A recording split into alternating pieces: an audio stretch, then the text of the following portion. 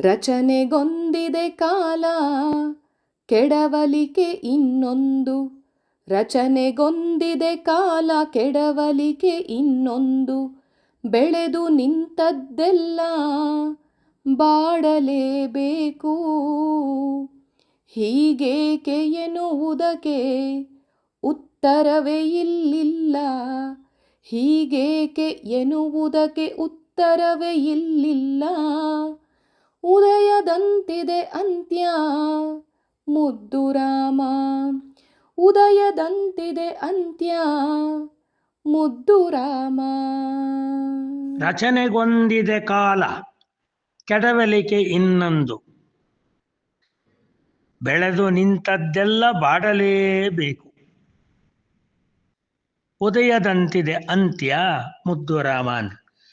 ನೋಡಿ, ಚಡಪಡಿಸಿ ಕ್ಷಣಕ್ಕೆ ಹೊಸ ಹಸಿವು ಅನ್ನುವ ಹಾಗೆ ಚಿನ್ನ ಬೆಳ್ಳಿಗಳನ್ನೆಲ್ಲ ಸಂಪಾದನೆ ಮಾಡಿ ಅದನ್ನು ಆಭರಣ ಮಾಡಿ ಅದನ್ನು ಧಾರಣೆಯೂ ಮಾಡದಲೇ ಬ್ಯಾಂಕಿನೊಳಗೆ ಭದ್ರವಾಗಿ ಇಟ್ಟು ಅದಕ್ಕೆ ಅದರ ಬೀಗಿದ ಕೈಗೆ ಮನೆ ಒಳಗೆ ನಾವು ಜೋಪಾನವಾಗಿ ಇಟ್ಟಿದ್ದೀವಿ ಅಂತೇಳಿ ಕೈ ಮುಗಿತಾ ಇದ್ದರೂ ಕೂಡ ತತ್ಕ್ಷಣದಲ್ಲಿ ಮೊನ್ನೆ ಚಡಚಣ ಅನ್ನುವ ಊರಿನಲ್ಲಿ 20 ಕೋಟಿಯಷ್ಟು ಬ್ಯಾಂಕಿನಲ್ಲಿಟ್ಟ ಸೇಫ್ಟಿ ಲಾಕರಿನ ನಾವು ಧಾರಣೆ ಮಾಡದಲೇ ಎತ್ತಿಟ್ಟ ಚಿನ್ನ ಬೆಳ್ಳಿಗಳೆಲ್ಲ ರೋಡಿನಲ್ಲಿ ಸಾಗುವ ದರೋಡೆಕಾರನ ಕೈಯಲ್ಲಿ ಎಗರಿ ಹೋಯಿತು.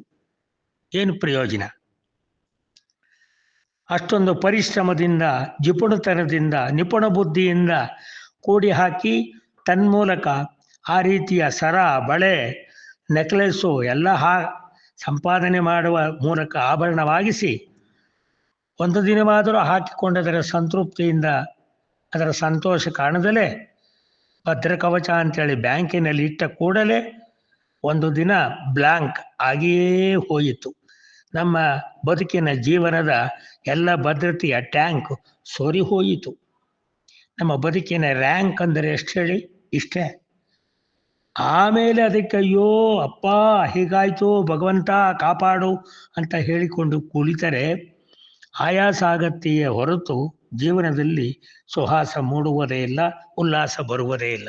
ಆದ್ದರಿಂದ ಒಂದು ಅರ್ಥ ಮಾಡಿಕೊಳ್ಳಬೇಕು. ಚಿನ್ನ ಸಂಪಾದನೆ ಮಾಡಿದರೇನು, ಬೆಳ್ಳಿ ಸಂಪಾದನೆ ಮಾಡಿದರೇನು, ವಜ್ರ ಸಂಪಾದನೆ ಮಾಡಿದರೇನು, ನಾವು ಇರುವಷ್ಟು ಹೊತ್ತು ಏನು ಅನುಭವಿಸುತ್ತೇವೋ ಅದೇ ಚಿನ್ನ, ಅದೇ ಬೆಳ್ಳಿ, ಅದೇ ವಜ್ರ ಅನ್ನುವಂತಹ ಗಟ್ಟಿ ಮನಸ್ಸು ನಮಗೆ ಬರೆದಿದ್ದರೆ ಇವೆಲ್ಲವೂ ಕೂಡ ವ್ಯರ್ಥ ಅನ್ನುವುದು ಈ ಪದ್ಯ ಎಷ್ಟು ಚೆನ್ನಾಗಿ ತಿಳಿಸುತ್ತೆ ನೋಡಿ. ಇನ್ನಾದರೂ ಅರ್ಥ ಮಾಡಿಕೊಳ್ಳಿ.